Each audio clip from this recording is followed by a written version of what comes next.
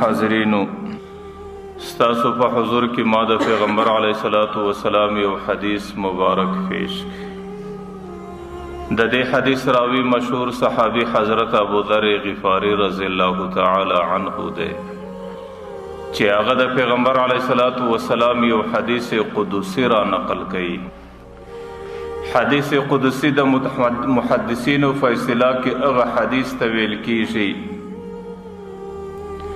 چې پیغمبر علیه الصلاۃ والسلام د الله تعالی یو کلام را نقل کی، د الله تعالی یو خبر را نقل کی او د هغه خبرې نسبت بیا بیرته الله تعالی ته وکړي چې د الله تعالی داسې وایي. نو د الله تعالی کوم کلام چې پیغمبر علیه السلام را نقل کی او د هغې نسبت برته الله تعالی ته وکړي، د محدثینو په اصطلاح کې دې ته حدیث قدسی ویل کیږي. اسی خود الله تعالی کلام د قرآن کریم په شکل زموږ او ستاسو مخ ته موجود دی چې هغه هم لفظاً او هم معناً د الله تعالی کلام دی، د الله تعالی د طرفه را نقل کلام دی او حضرت جبرائیل علیه السلام د هغه کلام د هغه الفاظ د الله تعالی د ذات سره در پیغمبر پورې را رسولی دي. لکه پیغمبر علیه السلام به ویل قل تبرک بالقرآن فإنه کلام وقد خرج من. تاسو د قرآن په ذریعه باندې تبرک حاصلوئ، قرآن کریم مبارک کلام بولئ، ځکه دا هغه الفاظ دي، دا هغه وینا ده، دا هغه کلام دی چې د الله تعالی د ذات سره راغلی دی. نو قرآن کریم دا لفظاً و معناً دا د الله تعالی کلام دی. لیکن کله کله پیغمبر علیه السلام ته په نورو ذرایع سره، په نورو اشکالو سره، په نورو تراتیبو سره د الله تعالی کلام را ورسیږي. نو پیغمبر علیه السلام د هغې کلام معنا هغه د امت را رسوي، په هغې کې دا خامخا ضروري نه چې الفاظ دې هم د الله تعالی، ځکه معنا خو د الله تعالی معنا د مقصد او کلام د الله دی، لیکن کله پیغمبر علیه السلام د امت ته په خپلو الفاظو کې پیش کړي. نو دې ته بیا د محدثینو په اصطلاح کې حدیث قدسی ویل کیږي. نو ستاسو حضور کې چې ما کوم حدیث د پیغمبر علیه السلام پیش کړي دا حدیث قدسی دی. حضرت ابو ذر رضی الله عنه وایي چې پیغمبر علیه السلام وایي چې الله تعالی ټول عالم انسانیت ته وینا او خطاب کوي او ټول عالم انسانیت ته الله تعالی دا وایي چې یا عبادی انی حرمت ظلم علی نفسی، اے بندگانو ما ظلم کول پر ځان باندې حرام ګرځولی دي، زما سره وستا، زما سره طاقت ستا او زما سره د ظلم کولو توان ستا، لیکن د هغې باوجود ما ظلم پر ځان باندې حرام ګرځولی دی. ځکه زموږ دا عقیده ده چې د الله تعالی سره د هر څه توان او طاقت ورسره دی. الله تعالی چې کومه اراده وکړي هغه کولی شي، الله تعالی چې کومه فیصله وکړي هغه کولی شي، الله تعالی چې د کوم کار د کولو ترتیب برابر کړي الله تعالی هغه ټوله برابرولی شي. نو د الله تعالی سره د ظلم کولو طاقت ستا، د الله تعالی سره د ظلم کولو وس ستا، لیکن د هغې باوجود الله تعالی وایي ما د ځانه سره دا فیصله کړې ده چې زه به پر یو خپل بنده باندې ادنا ذره ظلم نه کوم. ځکه د الله تعالی فیصله په قرآن کې دا ده وما انا بظلام للعبید، زه د خپلو بندگانو سره ظلم کوونکی نه یم. حالانکه ما مخکې کې درته ویل د الله تعالی قدرت کامل دی، د الله تعالی په اراده او په قدرت کې هر څه شته. که چیرې الله تعالی بالفرض د ظلم اراده وکړي او د مخلوق سره ظلم وکړي، داسې څوک نشته چې الله تعالی در دې لاس راونیسي، داسې څوک نشته چې الله تعالی پر دې ظلم باندې ملامت کړي، داسې څوک نشته چې د دې ظلم بازپرس او پوښتنه او بازخواست د الله تعالی څخه وکړي. لیکن د دې ټولو باوجود الله تعالی بندگان ته وایي زما بندگانو ما ظلم پر ځان حرام کړی دی چې زه به د چا سره ظلم نه کوم. نو وجعلته محرما بینکم، لکه څنګه چې مې پر ځان حرام کړی دی ستاسو په مابین کې مې هم ظلم حرام کړی دی چې تاسو به هم یو پر بل باندې ظلم نه کوئ.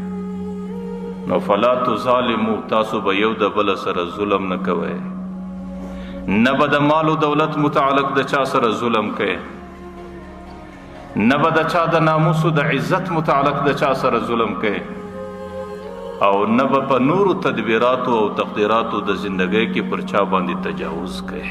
حالانکه محدثین دا وایي چې الله تعالی اول د خپل ظلم حرمت یادوي چې ما پر ځان باندې ظلم حرام کړی دی، تاسو به هم ظلم نه کوئ. دی کې یوه اشاره دی ته ده چې تاسو په معاشره کې زندگی کوئ، تاسو به د الله تعالی اخلاقو باندې زندگی تیروئ. لکه حدیث شریف کې راځي تخلقوا باخلاق الله، تاسو به د الله تعالی په اخلاقو ځان شایسته کوئ. د الله تعالی اخلاق دا دی چې هغې به د ظلم بجای د انسانانو سره رحم کوئ، ته به هم دغسې کوئ. د الله تعالی اخلاق دا و چې چا به تجاوز و نافرماني وکړه، الله تعالی به هغې ته د انتقام و د بدلې پر ځای معافي ورته کوله، ته به هم دغسې کوئ. او د الله تعالی اخلاق دا دی چې هغې د ظلم اراده د چا سره نه درلودله، نه د بندگانو سره درلوده، نه د بل چا سره الله ظلم کوئ، ته به هم ظلم نه کوئ. یا چونکه الله تعالی اول ظلم پر ځان باندې حرام بللی دی، بیا بندگانو ته وایي چې تاسو به ظلم نه کوئ. نو بعض محدثین وایي چې بنده ته الله تعالی دا ورښکاره کوي چې ای بنده زه که ظلم وکم ما به څوک در لاس ونیسي، زه که ظلم وکم ما به پر ظلم باندې څوک ملامت کړي، او زه که ظلم وکم د دې ظلم بازپرس او پوښتنه به زما څه څوک وکړي. نه داسې څوک شته چې ما در لاس ونیسي، نه د دې ظلم ملامتیا پر ما راځي، او نه زما څخه د دې ظلم متعلق څوک پوښتنه کولی شي. لیکن ته که ظلم وکې الله تعالی دې دستي در لاس نسي. ته که ظلم وکې د قیامت په میدان کې دې الله تعالی ملامتوي، او ته که ظلم وکې د قیامت په میدان کې الله تعالی د دې ظلم پوښتنه درڅخه کوي. نو ځکه الله تعالی وایي چې ما خو پر ځان باندې ظلم حرام کړی دی، ما د ځان سره دا فیصله کړې ده چې زه به د بنده سره ادنا ذره ظلم نه کوم.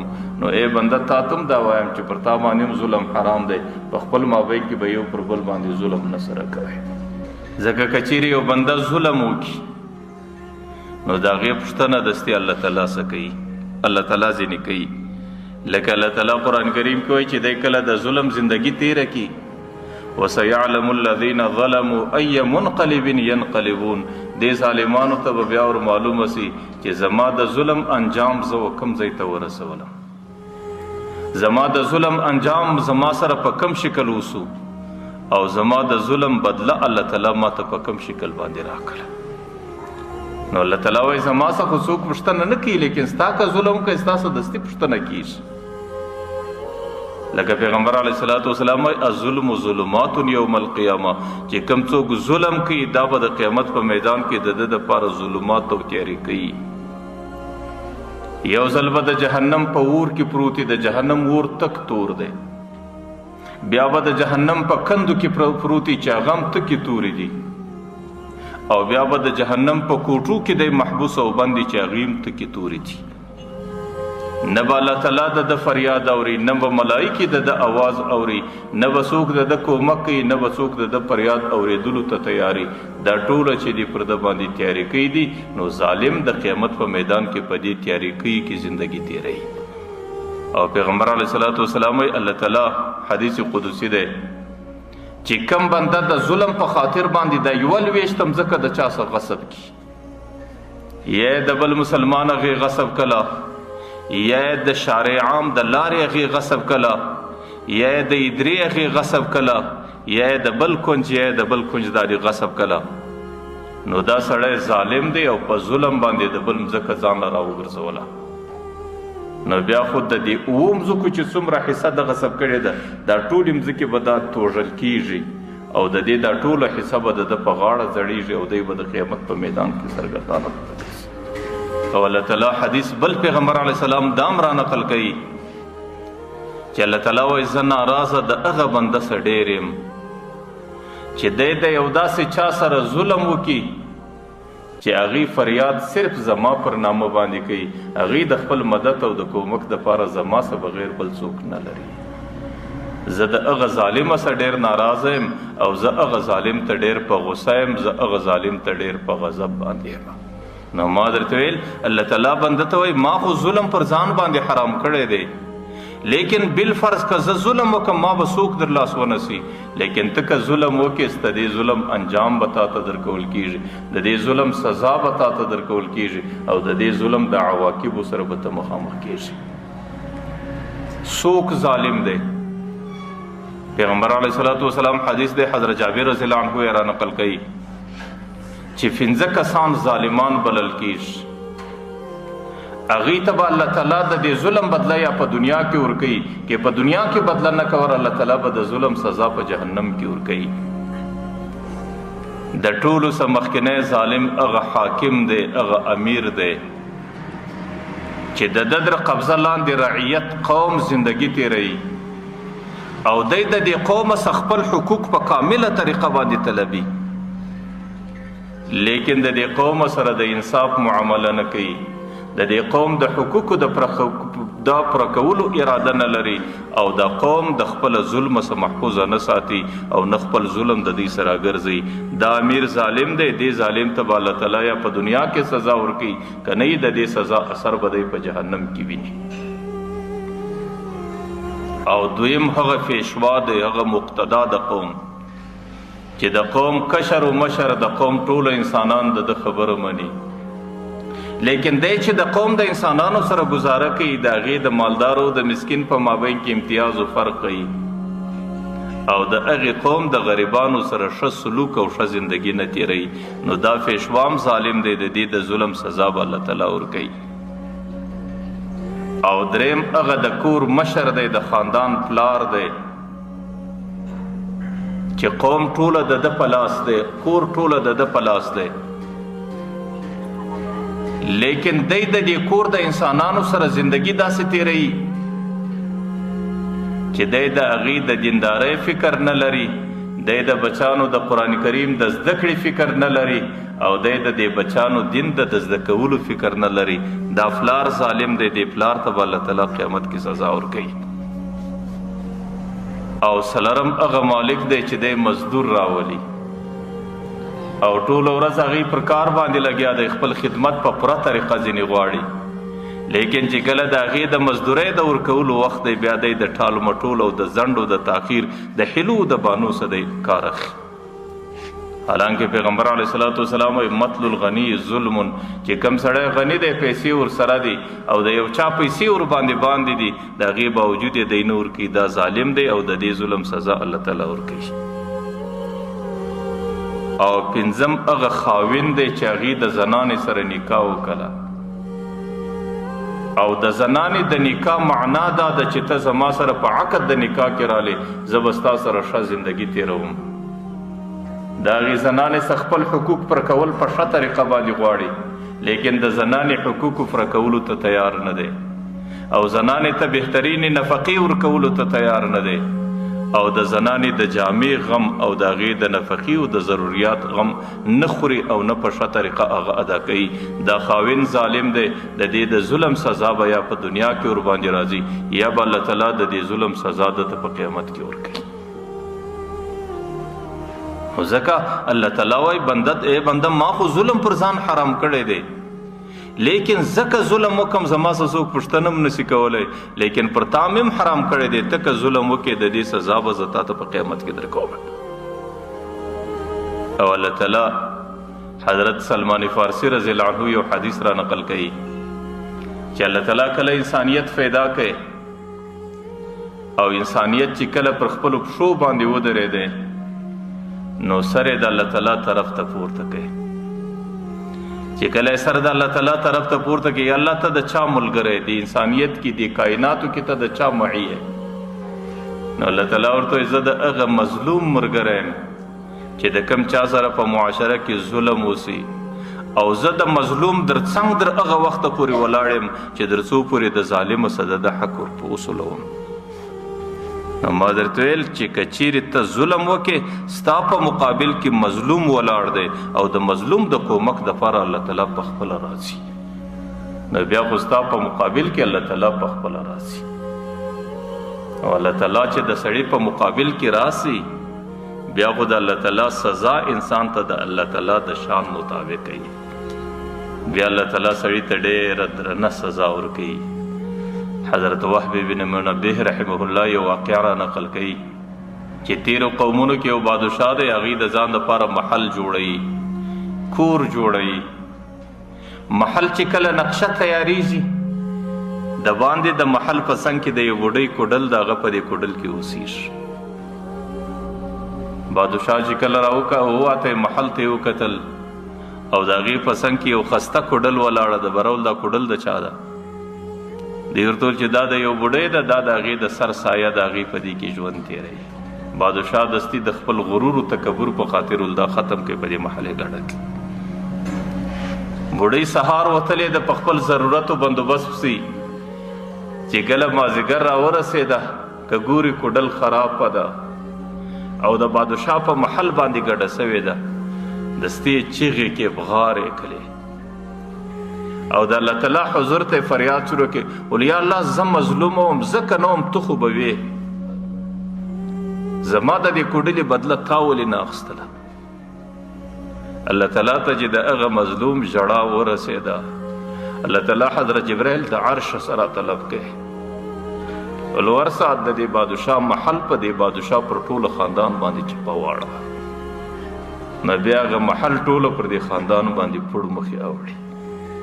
نو ما درته ویل ته که ظلم کوې، ستا په مقابل کې مظلوم دی او د مظلوم په کومک کې الله تعالی دی، او د مظلوم بدله د انسان سره الله تعالی اخی، یا په دنیا کې ځینې اخی، که په دنیا کې نه واخیستله بیا الله تعالی په آخرت کې اخی. او د الله تعالی سزا د یو بنده سزا نه ده، د الله تعالی سزا کمزورې سزا نه ده، د الله تعالی سزا د تیر وفاته سزا نه ده، بلکې الله تعالی بیا د سړي سزا د خپل شان مطابق اخی، چې څومره شان دی سزا یې هم په هغه شکل باندې ده. نو ما درته ویل الله تعالی بنده ته دا هدایت کی او ټول انسانیت ته خطاب کی، اے بنده ما خو ظلم نه دی کړی، ما ظلم پر ځان حرام ګرځولی دی او ستاسو په خپل مابین کې مې هم ظلم حرام ګرځولی دی، فلا تظالمو، تاسو به یو پر بل باندې ظلم نه کوئ. یوه جمله په حدیث قدسی کې الله تعالی ټول انسانیت ته په دې شکل پیښوي، او دویمه جمله الله تعالی انسانیت ته خطاب کوي، وَيَا عِبَادِ كُلُّكُمْ ضَالٌ، اے زما بندگانو تاسو ټول گمراهان واست، نا خبر واست، بے علم واست، الا من هدیته، مگر هغه څوک پر حق لار دی چې هغې ته ما لار وروښوله. تاسو د پیدایښت وروسته ټولو په ګمراهي کې واست، لار در څه ورکه وه، نه ستاسو ته لار در معلومېدله، نه ستاسو سره علم و نه ستاسو سره هدایت و، لیکن هغه چا سره هدایت و چې کوم چاته هدایت ما ور وښوی. د دې معنا دا ده چې دنیا کې هدایت او دلالت دا د الله تعالی په قدرت کې دی. الله تعالی چې کوم چاته هدایت کوي، الله تعالی هغې ته هدایت کولی سي. الله تعالی چې کوم څوک د ګمراهۍ پر لار باندې روان کړي هغې ګمراهي.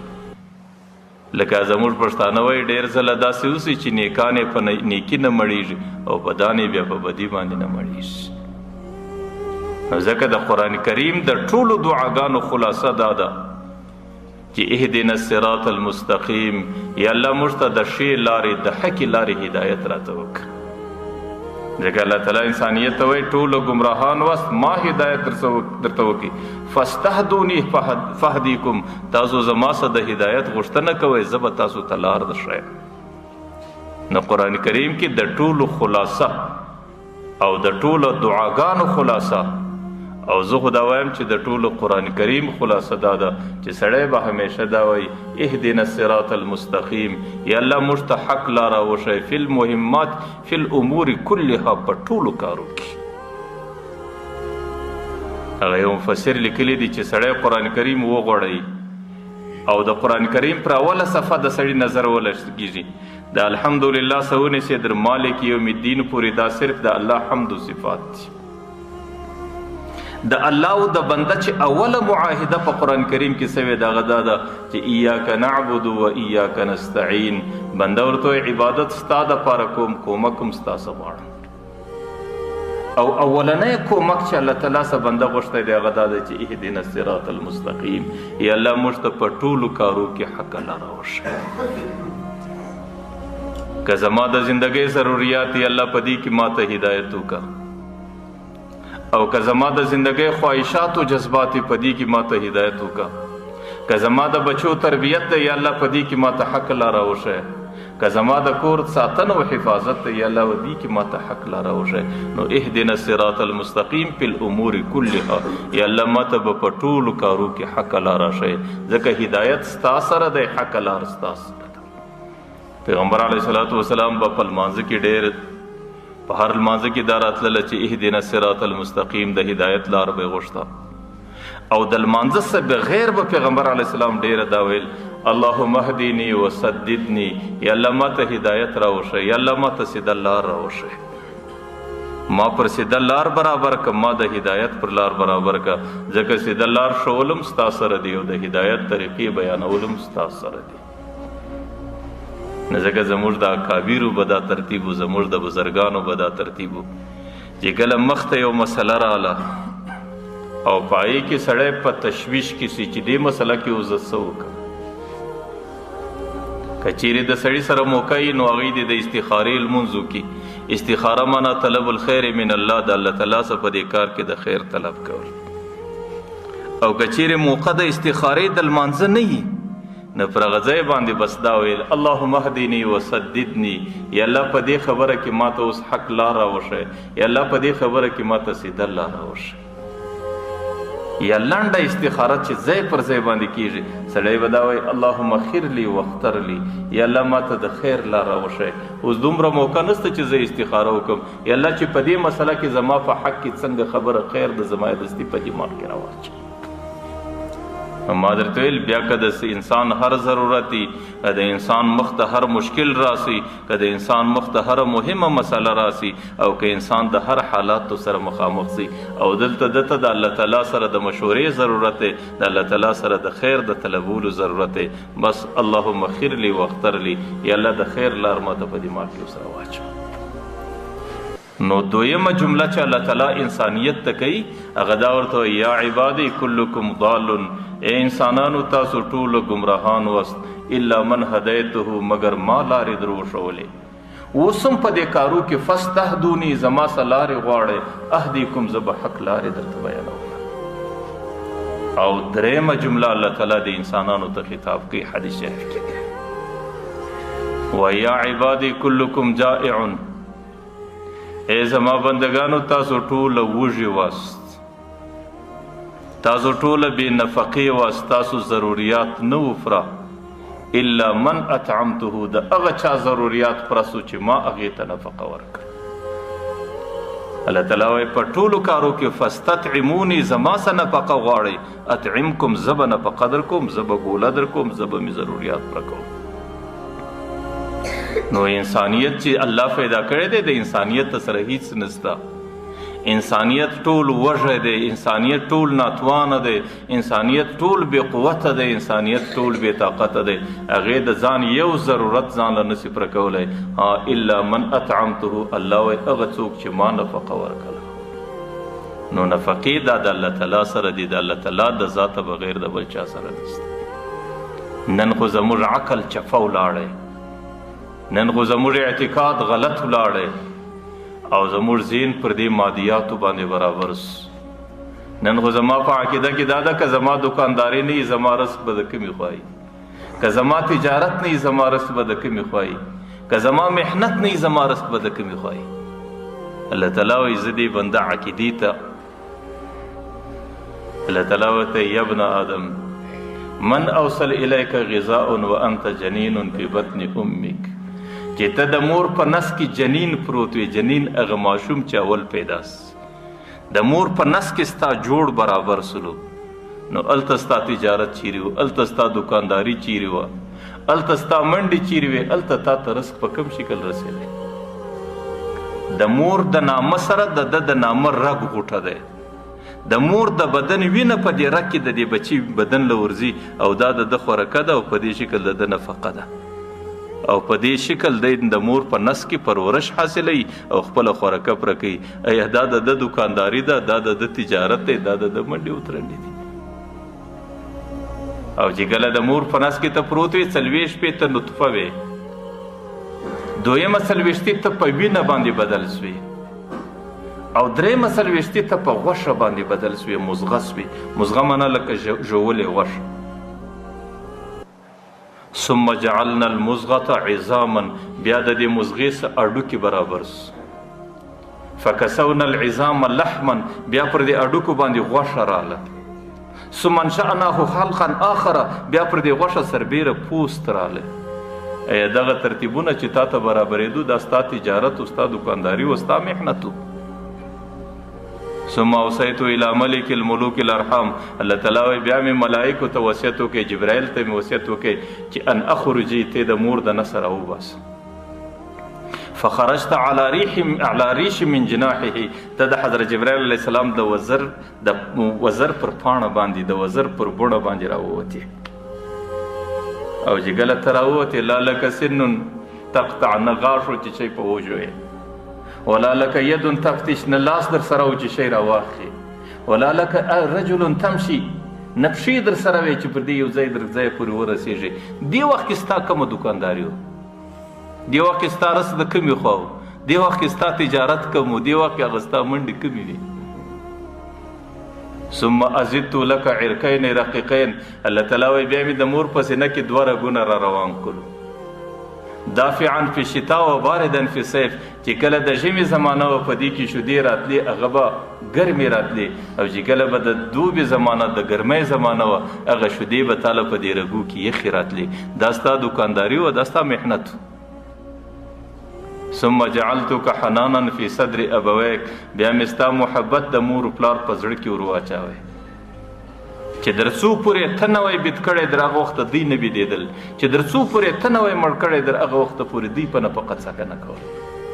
ایا د مور پلار په دماغ کې چې دومره محبوب سوې دا ستا محنت او ستا مشقت. اخر ورته یا ابن آدم چې ما هر څه در سره وکړو، فلما فقرت ظهرک، چې کله ستا ملا مضبوطه سوله او ته لوی سوې او ته تکړه سوې، وای بارزتنی بالمعاصی یا عبد سوء، تا د ټولو څه مخکې اولنۍ زما مقابله واخیسته ای بدکاره انسان، چې زما نافرماني ده تا هغې ته ملا وتړله، چې په کوم شي کې زما سره دښمني ده تا هغې شروع کړله، او چې په کوم ځای کې زما مقابله ده هغې ته تا ملا وتړله، هغې ته ته ودرېدلې. ورته هکذا جزاء من احسن الیک، الله تعالی یو څوک چې د چا سره احسان وکړي هغه دا رقم بدله ورکوي لکه تا چې ما ته راکړه، چې ما د مور په نس کې څنګه وفاللې، د مور د نس د راوتلو څه وروسته مې په کومو شیدو باندې وفاللې، او بیا مې مور فلار ته څومره محبوب کې هغې په څومره ناز و نعمت رالوی کې. لیکن چې کله ستا ملا مضبوطه سوه ستا په بدن کې قوت رالی، ای بدکاره انسانه ته د ټولو څه مخکې زما مقابلې ته ودرېدې. الله تعالی آخر ورته وایي دغه رقم بدله خلک هغه چاته ورکوي چې څوک د چا سره احسان وکړي، چې ما ستا سره احسان وکړي د احسان کوونکي سره خلک دغه رقم عمل کوي لکه ته چې کوې. نو ځکه الله تعالی ورته یا ابن آدم، ای د اولاده د آدم، کلکم جائع، تاسو ټول وږي واست، الا من اطعمته، هغه څوک مالدار، هغه څوک موړ سو چې ما نفقه ورکړه. ورته فاستطعموني، زما څه اوسم نفقه غواړئ، اطعمکم نفقه اوسم زما سره ده. اخر دې بنده ته وایي وای ابن آدم من خلق السماوات والارض، ای بنده د اسمانونو او مځکې چا پیدا کړي دي؟ بنده به ضرور دا وایي چې الله تا پیدا کړي دي. الله تعالی ورته وایي فبعزتي وجلالي لم يعي بخلقهن، زما دې په عزت او جلال قسم چې زه د مځکو اسمانو په پیدایش نه یم ستړی سوی. افعیت بعیشي رغیفة اوصله الیک، ایا په دې یوه ګوله ستړی کېږم چې ستا در نسه پورې رسوم؟ نو زه د مځکو په پیدا کېدو نه یم ستړی سوی، په اسمانو نه یم ستړی سوی، او ستا د نفقې په دې یوه ګوله باندې بنده زه نه ستړی کېږم. ورته بنده زما او ستا په مابین کې فیصله ده. ورته لن تطلبک عن عمل فی غد، بنده د سبا ورځې عبادت نه غواړم چې نن ورځ راله خپل عبادت وکړه، ذمه دې خلاصه ده. فلا تسألنی عن رزق فی غد، ته به د سبا ورځې رزق زما څه نه غواړې. نن ورځ راله شپه ورسېده زه رزق در رسوم، سبا ورځ چې راورسېده در ماښامه پورې ته عبادت وکړه، رزق زما ذمه ده. نن خو موږ ستړي یو، نن خو موږ پریشانه درفدره یو چې موږ د ځان د مستقبل خو څه کوي، د بچي غم دی، د لمسي غم دی، د کړوسي غم دی. الله تعالی ورته بنده کم من مقبل یوم لا یکمله زما بندگان ډیر داسې دي چې د نن ورځې سره مخامخي او در مازدیګر نن ورځ پای ته نه ورسي چې مازدیګر را رسیږي دی د خاورو لاندې نو دی سبا رزق زما څنګه غواړي وای کم مستقبل غد لا یدرکه ډیر خلک د سبا لمر راختلو انتظار کوي لیکن سبا لمر چې ور باندې راکېږي دی د خاورو لاندې دی د سبا رزق زما څنګه غواړي آخر ورته فإني لم انس من عصاني چې کم خلق زما دشمنی کوي چې کل خلق بتانو ته عبادت کوي ورونو ته عبادت کوي الله وای زما په عزت او جلال قسم پرس کې زما سره دروز هغه نه دی ارسوي فكيف من اطاعني چې کم څوک زما اطاعت کوي نو هغه به پرس کې څنګه زما صحیح لکه شاعر وای اے رحیمی کې از خزانه غیب گبر و ترسارا وظیفه خورداری دوستان را کجا کو نہیں محروم تو کی با دشمنان نظرداری اے ذاتا چې د غیب و د خزانه سا بت فرستو تم نفقه ورکه او مشرکین ته هم ورکه نو دوستان بستا سره په نفقه کې څنګه یرسي چې ستا د دشمنانو سره په نفقه کې دومره اسانی ده په دې خاطر باندې نفقه الله تعالی بندگانو ته وایي اے زما بندگانو تاسو ټول وږي واس نفقه ما درکلا وسم نفقه زما پلاس کې دي فاستطعموني زما صد نفقه غشتنه وکي اطعم کا تاسو ټول ته وز نفقه درکما او یو جمله الله تعالی دا ورته یا عبادی کلکم عار تاسو ټول لڅ واست چې د مور څخه فایده واست تاسو نه جامه درلود نه می لباس درلود یو شی نه درلود الا من کسوته مگر لباس هغه چا پیدا کوي چې ما کم چاته لباس ورکړي د دې دا معنا چې لباس زما په قدرت کې دی ستاسو ضرورت زما په قدرت کې دي ستاسو د بدن پټواله زما په قدرت کې دی او ستاسو د ژوندۍ ټوله تدبیرونه پر کول دا زما سره دي نو تاسو هر شی زما سره وغواړئ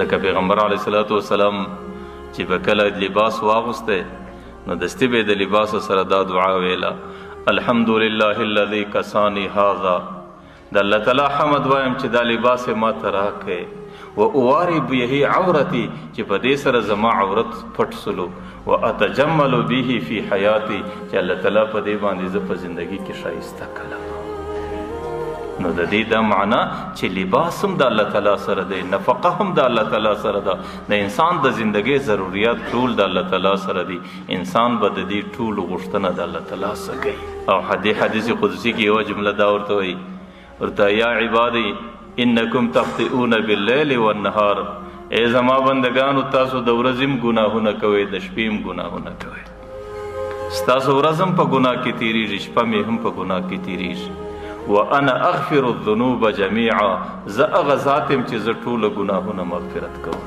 په اخر کې ورته فاستغفروني زما څخه بخښنه غواړئ اغفر لكم زه به تاسو ته بخښنه کوم کستاسو ورځ تیریږي کستاسو شپه تیریږي کستاسو محفلونه دي کستاسو د ژوندۍ ضرورت دي کستاسو تجارتونه دي کستاسو د ژوندۍ نور مصروفیات دي ای بندگانو د اکثریت په ګناه کې دي لیکن د دې په مقابل کې زه هغه ذات یم چې ګناهونه ټول در بخښم او تاسو داسې کوئ چې کومه ګناه در څه وسوله په هغې ګناه متعلق زما څه بخښنه غواړئ زه به بخښنه درته کوم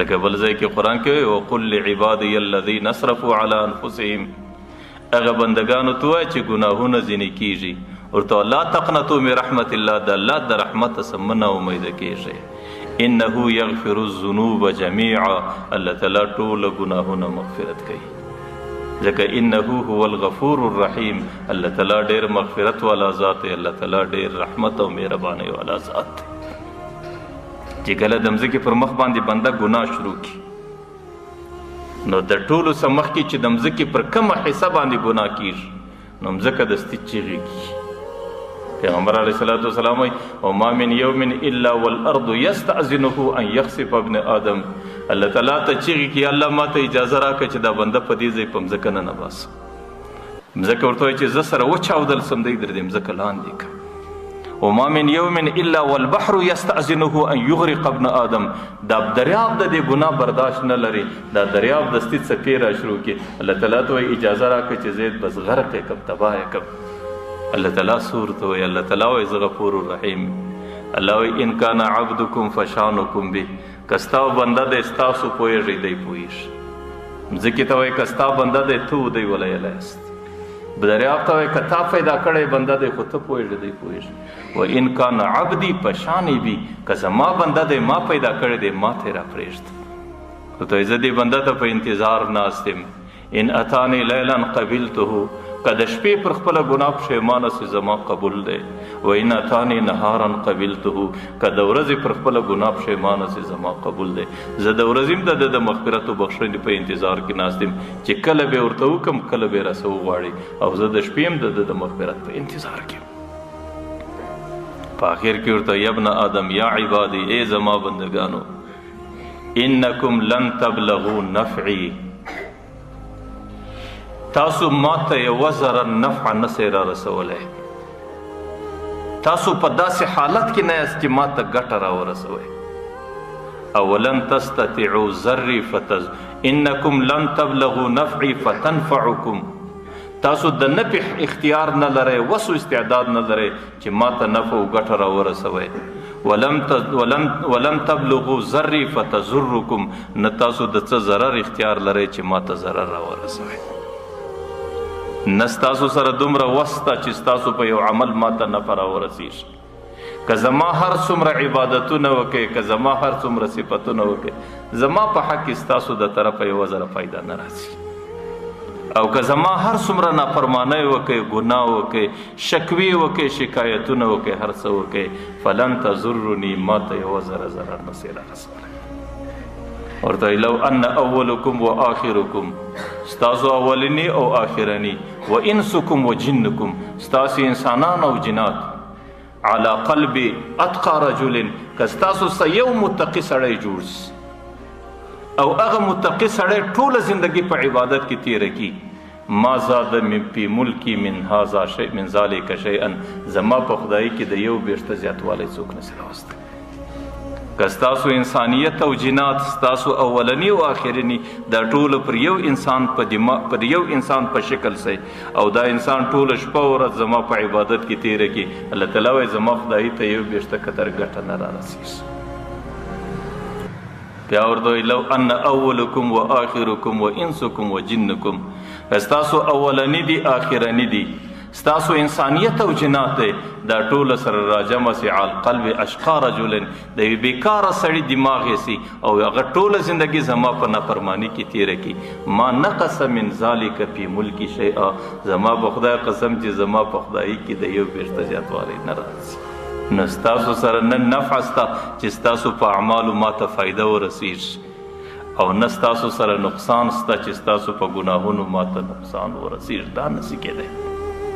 آخر ورته وایي، آخرنۍ جمله ورته ذکر کړي، وایي یا عبادي انی سمعتم انی نظرت لکم منذ ان خلقکم، چې کومه ورځ مې پیدا کړي واست در اوسه مې انتظار کوئ چې ته ودره دوی څه کوي. سمعت اقوالکم ونظرت اعمالکم، ستاسو عملونه مې ولیدو، ستاسو خبرې مې ټولې واورېدې. آخر ورته هذه اعمالکم، دا مې عملونه دي، احصیها لکم، ما تی ته خوندي کړي دي، ښه دي کړي دي، بد دي کړي دي، یو څه دي کړي دي، بل څه دي کړي دي، دا ټول اعمال ستا دپاره خوندي پراته دي. ورسئ په دې خپلو اعمالو کې وګورئ. فمن وجد فیه خیرا فلیحمد الله، که کم چا نیک اعمال کړي وو د الله تعالی حمد ادا کړي. او من وجد فیه غیر ذلک فلا یلومن الا نفسه، که چا د خپلو اعمالو کې نور څه پیدا کړلو د نیکو اعمالو څخه علاوه، هغوی دې د ځانه څخه بغیر پر بل چا ملامتیا نه وایي. نو په دنیا کې چې څه کېږي د انسانانو سره، چې کوم حالات پر انسانانو باندې راځي، که د رس تنګي پر انسانانو باندې راځي، که مشکلات پر انسانانو باندې راځي، که ستړي حالات پر انسانانو باندې راځي، نو الله تعالی ورته فلا یلومن الا نفسه، د ځانه بغیر دی پر بل چا باندې ملامتیا نه وایي. دا د اعمالو اثر دی. الله تعالی وایي زه ظالم نه یم، ما پر ځان باندې ظلم حرام کړی دی او ما پر بندگانو باندې ظلم حرام کړی دی. نه زه د بنده سره ظلم کوم، نه یو بنده ته دا اجازه ورکوم چې د بل بنده سره د ظلم وکړي.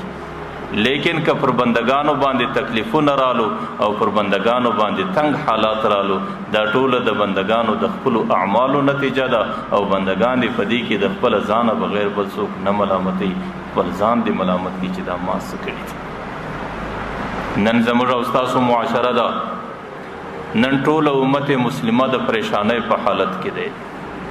د چا سره د رزق پریشانی ده او پر چا باندې د حکومتونو پریشانی ده چې حکومت زما سره ظلم، پر چا باندې لارې تنګې دي او څوک د نورو سختو حالاتو سره مخامخ دي چې د مځکې پر کره باندې پر ټولو مسلمانانو باندې نظر وکړي، اکثریت مسلمانان د دې حالاتو سره مخامخ دي.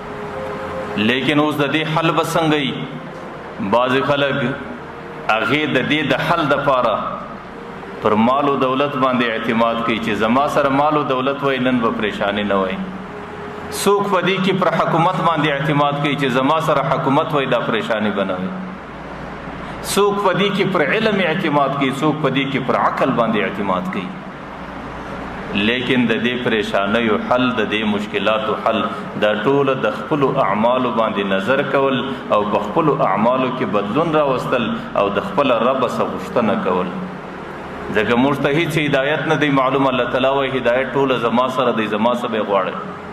موږ ته د نفقې لارې معلومې نه دي. الله تعالی وایي نفقه زما سره ده، زما څه وغواړئ. او د دې ټولو غوښتنو زموږ سره لباس نسته، موږ لڅ یو. الله تعالی وایي تاسو ما لڅ پیدا کړي یاست، لباس زما سره دی، هغه زما څه غواړئ. حضرت علی رضی الله عنه وایي من اعتمد علی ماله فقد ضل، چې څوک پر دې اعتماد لري چې مال او دولت زما مسلې خلاصولی شي، دا سړی ګمراه دی. او من اعتمد علی سلطانه فقد ضل، چې څوک پر دې اعتماد لري چې حکومت زما مسلې خلاصولی شي، دا ګمراه دی. او من اعتمد علی عقله فقد ضل، چې څوک پر خپل عقل اعتماد وکړي د مسلو په خلاصوالي کې، هغه ګمراه دی. او من اعتمد علی علمه فقد ضل، چې څوک پر علم باندې اعتماد وکړي، هغه ګمراه دی. نه په مال و دولت دا مسلې خلاصیږي، نه په حکومت دا مسلې خلاصیږي، نه د انسان په هوښیاري دا مسلې خلاصیږي، نه د انسان په علم و فدانایي باندې دا مسلې خلاصیږي. په څه باندې خلاصیږي؟ او من اعتمد علم الله او من اعتمد قدرت الله، چې د الله پر علم اعتماد وسو، د الله تعالی پر قدرت اعتماد وسو، فلا ضل ولا ذل ولا قل ولا عطل، بیا نه ګمراهي ستا، نه ذلت ستا، نه لږوالی ستا، نه سرکشي ستا. چې کم سړي پر الله تعالی باندې اعتماد وکړي، د الله تعالی سره صلح وکړه، د الله تعالی څخه غوښتنه وکړه او د الله تعالی سره د ترتیب لاره برابره کړه، د الله تعالی حضور کې د دې یو شي کمی بیا نسته. نن د انسانانو څه مسلې دي؟ حضرت علی رضی الله عنه من اراد عزا بلا عشیر، چې کوم سړی عزت غواړي لیکن قوم و قبیله نه لرم.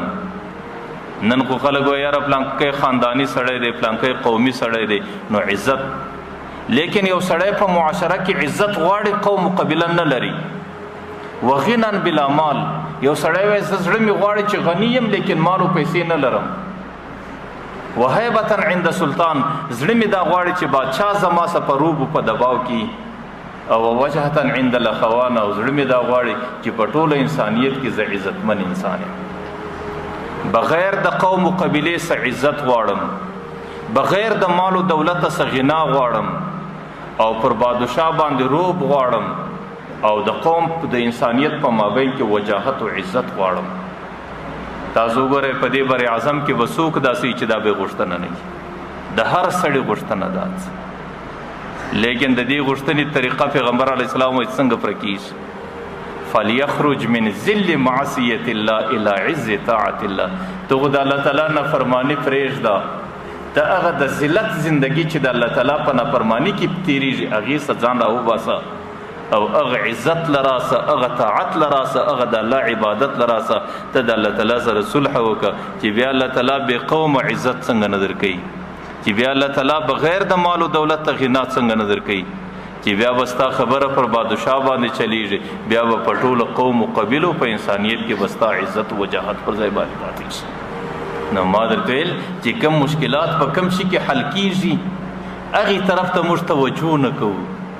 او چې د کومې لارې څه د هغې حل ناممکنه دی سهار و ماښام د هغې په فکر کې وي د هغې په تصور کې وي ورځ درابله ستړي کېږو لیکن د مشکلاتو حل نه پر چا باندې راځي او نه څوک د هغه اوس تمه لري نه د هغې د تمې اراده څوک کولی شي. نن د ټوله انسانیت مخ ته د رزق مسله ده. انسانان دا وایي چې زما رزق کم دی. ډېر ځله موږ ته وایي مولوي صاحب ته یو تعویض راوښی یو دم راوښی یو کار مې نه برابرېږي. اوس د رزق د حل لاره څنګه ده؟ پیغمبر علیه الصلاة والسلام ته یو صحابي راغلی یا رسول الله اريد ان يوسع في رزقي. ای د الله رسوله زړه مې دا غواړي چې پیسې مې ډېرې سي رزق مې پراخ. د دې یو طریقه راوښی څنګه وکړم؟ کم وظیفه ده کم آیات دی کم درود دی؟ پیغمبر علیه الصلاة والسلام ورته ادم علی الطهارة یوسع فی رزق. ته ټوله زندگی په اوداسه کې تیروه چې کله دې اودس مات سو دستي اودس کوه که ورځ ماخستن فریوزې په اوداسه باندې بېدېږه چې سارا پورته سي دستي اودس کوه د ورځې اکثره زندگی په اوداسه کې تیروه. پیغمبر علیه الصلاة والسلام اوس یوسع فی رزقک ستا په رزق کې به الله تعالی په خپله پراخي وکړي. زما عقیده دا ده چې د رزق پراخي په دکانداري ده په تجارت ده زما په درواغو زما په دوکه او چالاکي ده. لیکن پیغمبر علیه الصلاة والسلام وایي د رزق پراخي دا په اوداسه کې ده دا په طهارت کې ده په اوداسه کې زندگی تیروه. یو صحابي پیغمبر علیه الصلاة والسلام ته وایي یا رسول الله اريد ان اكون اعز الناس. زړه مې دا غواړي چې په دې معاشره کې عزت پیدا کړم. ته یو طریقه راوښیه څنګه عزت پیدا کړم چې زه د ټولې معاشرې عزتمن سړی سم؟ پیغمبر علیه السلام ورته لا تشک من امرک الی الخلق تکون اعز الناس. چې کوم مشکل رالی دغه مشکل شکایت انسانانو ته مه کوه. ناجوړي راله پریشاني راله مسکنت راله خلکو ته یې مه ښکاره کوه دستي مسجد له راسه 2 رکعاته لمونځ وکړه الله تعالی ته لاس پورته کړه چې الله د پلانکي مشکل سره مخامخ یم او د دې مشکلاتو حل ستا په قدرت کې دی یا الله د دې مشکلاتو حل زما په نصیب کړه. پیغمبر علیه السلام ورته تکون اعز الناس په ټولو خلکو کې به عزت ستا په نصیب. یو صحابي ورته یا رسول الله اريد ان اكون اقوى الناس. زړه مې دا غواړي چې د ټولې معاشرې زورور قوي سړی زه یم. د دې دپاره کم دم درود دی. نن د قوت د فاره خلک سکی د انسانانو وینې تویوي د انسانانو بچي قتلوي او د انسانانو پر وینو تویولو د انسانانو پر کورو او ډاکې اچولو باندې څوک صرفه نه لري. لیکن پیغمبر علیه الصلاة والسلام څه ورته وایي؟ ورته توکل علی الله تکون اقوى الناس. په هره معامله چې در پیښه سو پر خپل رب توکل کوه. چې کله دې پر هر شي باندې پر هر معامله کې پر الله تعالی باندې توکل وکړې تکون اقوى الناس د ټولې معاشرې قوي او مضبوطه سړی به ته. یو صحابي ورته یا رسول الله اريد ان اكون اعلم الناس. زما زړه دا غواړي چې ټوله معاشره کې زیات علم زما سره وي. زه د ټولې معاشرې لوی عالم یم. د دې دپاره طریقه پیغمبر علیه السلام ورته اتق الله تكون اعلم الناس. د الله تعالی څخه وبېرېږه د ټولو لوی عالم ته. علم عبارت دی د تقوا سه علم عبارت دی د الله سه د بیرې سه. چې کوم سړی د الله تعالی سه وبېری دی چې کوم سړی د تقوا زندگی شروع کړه پیغمبر علیه السلام په معاشره کې د ټولو څه لوی عالم سړی دغه. نو ځکه ستاسو حضور کې ما حدیث قدسی پیش کړي. هغه حدیث قدسی کې اولنۍ جمله هغه پیغمبر علیه السلام وایي چې الله تعالی امت ته خطاب کوي. الله تعالی ورته بندگانو ما خو ظلم پر ځان حرام کړی دی زه ظلم د چا سره نه کوم نو پر تاسو مې هم حرام کړی دی فلا تظالمو یو به پر بل باندې ظلم نه سره کوئ. دویمه جمله دا ورته بندگانو ته ټول گمراهان واست مگر ما هدایت درته وکړي اوس هم هدایت زما په قدرت کې دی په هر شي کې هدایت زما څخه غواړئ. او دریمه جمله ای زما بندگانو تاسو ټول وږي واست ما نفقه درکله اوسم د نفقو خزانه زما سره دي زما سره غوښتنه وکړي. او څلورمه جمله ای بندگانو تاسو ټول لڅ واست او لباس ما در واغوسته اوسم د لباسونو خزانه زما سره دي د فردي خزانه زما سره دي د عیبونو د پټوالي خزانه زما سره دي زما سره غوښتنه وکړي زب لباس درکم زب می پټکم زب می عورت او عیبونه خوندي کړم. اخر ورته بندگانو تاسو زما د نفع رسولو توان نه لري او نه ماته د ضرر رسولو توان لري. که چیرې ستاسو ټوله انسانیت د یو سړي په مثال سي او ټوله زندگی په عبادت کې تیره کې ما ته فایده نسی رسولی، که ستاسو ټوله انسانیت د یو فاسق سړي په مثل باندې سي او ټوله زندگی زما په نافرمانی کې تیره کې ما ته نقصان نسی رسولی. او ای بندگانو تاسو ټوله سهار و ماښام ګناهونه کوئ او خطاوي کوئ او زه د ګناهونو بخښونکی ذات درته انتظار یم. تاسو زما څه مغفرت وغواړئ زه به تاسو ته پر هره معامله کې بخښنه کوم. آخر ورته وایي چې کله د قیامت ورځ راسي الله تعالی ورته وایي بندگانو دا مې اعمال دي چې پیدا مې کاس په ډېره خاموشي مې انتظار کوئ، ستاسو ټولې خبرې مې واورېدې، ستاسو ټولې کړنې مې ولیدې. ورسئ په دې خپلو اعمالو کې وګورئ، که چا د خیر کارونه راستولي اوس نن د قیامت په میدان کې فلیحمد الله د الله حمد ادا کوي، او که چا د شر کارونه په خپلو اعمالو کې پیدا کولو او بیکاره کارونه نو فلا یلومن الا نفسه، نن د قیامت په میدان کې د ځانه بغیر پر بل چا ملامتیا نه وایست. دا ستاسو زندگی ده، دا ستاسو اعمال دي، دا ستاسو کړنې دي چې ستاسو مخله راغلي دي. هغه راوي وایي وکان ابو ادریس اذا حدث بهذا الحديث جسع على ركبته. د دې حدیث اخرنی راوي وایي زموږ استاد ابو ادریس خولانی ډېر لوی محدث دی، هغې چې به کله د حدیثو په زبکه کې د دې حدیث روایت پیښوي نو د ډېرې خوشحالۍ سره به جسع علی رکبته پر دې زنګنو باندې به راپورته سو، پر دې زنګنو به ودرېدی. باره به وی چې دا ډېر مبارک حدیث دی او د حدیثو په ذخیره کې دا رقم حدیث نسته چې الله تعالی څومره په مهرباني باندې خپل انسانیت خپلو بندگانو ته خطاب کوي او الله تعالی څومره په نرمه طریقه باندې د انسانیت ته د هدایت لار وښیي چې په دې شي کې زما څه غوښتنه وکړئ، په دې شي کې زما څه غوښتنه وکړئ، په دې شي کې زما څه غوښتنه. حضرت امام احمد بن حنبل به د دې حدیث متعلق ویل ولیس لأهل الشام اشرف من هذا الحدیث. د شام چې څومره محدثین دي او د شام په طرف کې چې د محدثینو سره څومره احادیث پراته دي د هیچ چا سره در دې حدیث بل مشرف حدیث نسته چې دا څومره مبارک حدیث دی او څومره بهترین حدیث دی او الله تعالی د انسانیت سره څومره د رحمه ډکه وینا کوي او الله تعالی انسانیت ته څومره بهترین د هدایت لارې وښيي. نو مقصود مې دا دی چې مشکلات خو ستا، پریشانۍ ستا، انسانانو سره د رزق پریشانۍ دي، د انسانانو باندې لارې بندې دي، پر انسانانو باندې د حاکمانو ظلم دی او د انسانانو د بچو د نفقې مسله ده، لیکن د دې ټولو حل او د دې ټولو مشکلاتو څخه د ایستلو لار صرف یوه لار ده، د الله تعالی طرف ته رجوع کول، د خپل ظلم څخه د خپل ناجایزو اعمالو څخه توبه کړل. زه کله کله دا وایم چې دا رڼا به څنګه راس چې په کومه ورځ باندې پر دې قومونو باندې پابندي ولګېدله چې ستاسو دکانونه بند، ستاسو کاروبارونه بند، ستاسو مسجدان بندي، تاسو به د باندې نه وځئ، ستاسو به هیڅ نه وي، نو هغه ورځ د انسانیت د توبې ورځ وه، ځکه دا ورځ به الله تعالی راوستله او الله تعالی انسانان خپل اعمالو ته متوجه کول.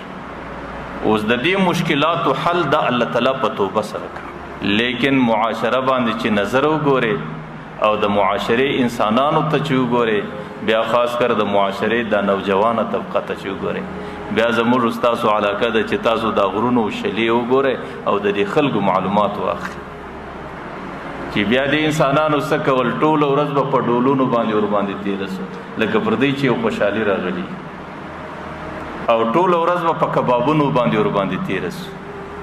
او ما ته یو چا دا ویل چې ته ورسه دې شلو کې ټوله ورځ پر هغې باندې د شرابو په څښلو د شرابو په بوتلانو ته تېرې شي، نو بیا به الله تعالی دا مسلې نه حل کېږي په دې رقم.